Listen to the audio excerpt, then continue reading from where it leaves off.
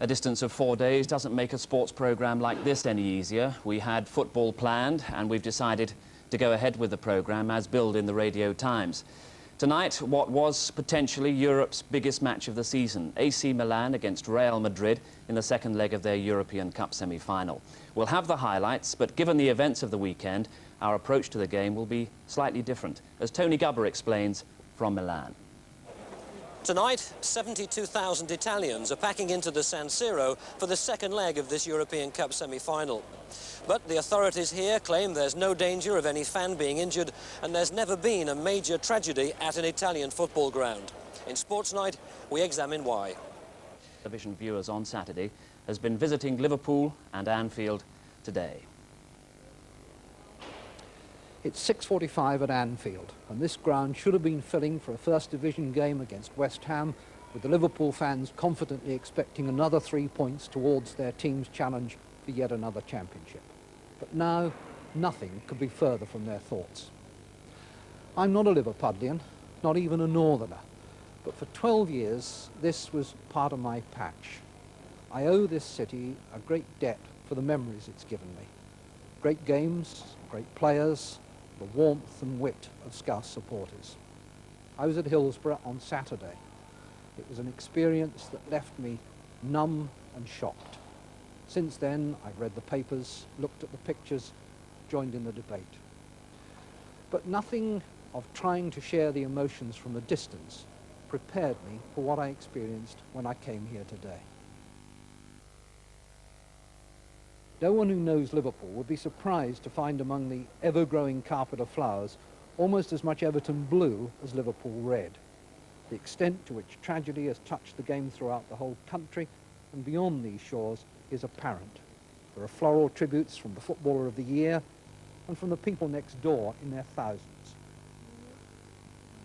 Most moving are the small things: a photograph, a programme, school ties, an old football, souvenirs that have been cherished and are now dedicated to the memory of those who won't return.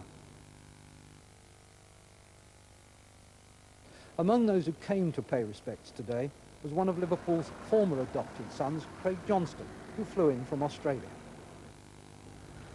My family's just been through a tragedy with my little sister, and I know what the feelings are. And I've spoken to the boss, and there's a lot of people in this city that need a lot of help. And I just feel I'm in a position to help, so that's exactly what I want to do. What do you propose to do while you're here?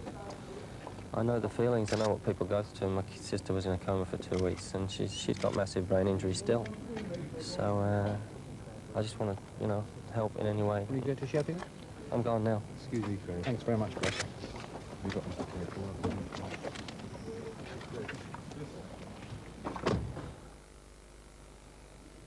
A lot of thought and effort is going into caring for those who are most closely affected.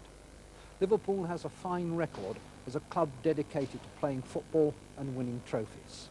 This week it's been adapting to a new role, learning to cope with its own grief while lending strength to others who sorrow. Well, Jimmy Hill was also part of our team at Hillsborough on Saturday. Jimmy, a very moving atmosphere at Anfield at the moment. But what has struck you in the last 4 days also about the atmosphere of recrimination and accusation that seems to have developed? Well, in thinking it over, the conclusion I've come to is that we are all guilty. Governments, voters, parents, every citizen, because we have allowed hooliganism and violence to reach an unacceptable level in our society. And that reared its ugly head on Saturday. And what I find most distasteful are the recriminations, the blame that everybody is throwing at everyone else, you know, at a time of great sorrow. It really is, I think, quite disgusting, and I hope it stops. What we must do, having realized that we all share the blame, everyone, nobody made a decision intentionally to cause a disaster. But what we must do is learn the lessons so that that never can possibly happen again at a football ground or any other sporting occasion. Hooliganism, not directly an element on Saturday, but whichever way you look at it, the violence that surrounds our game over the last 10 years, does seem to be the starting point of the sequence of events that has produced this tragedy, not on Saturday specifically, but in general. No, the fence is there because we have had a hooligan problem for over 25 years now. It started on the trains in the early 60s. It's been there a long time. We've tried to contain it rather than eradicating it. And I think that's the lesson we've got to learn there. But it's not only a football problem. We have a violent society. It occurs, you know, at Goodwood, at Lord's, at Twickenham, to a lesser extent maybe, in wine bars, everywhere. And we have to look at the problem as a whole, and the government has to look at it and make its decisions in the light of our present society. That's a big problem. But in football, we have to take the special lessons that apply to us. Well, that's precisely what we're going to try and do now, look at what happened at the weekend and try and learn from that and look ahead to the future. More from you, Jimmy, in a moment.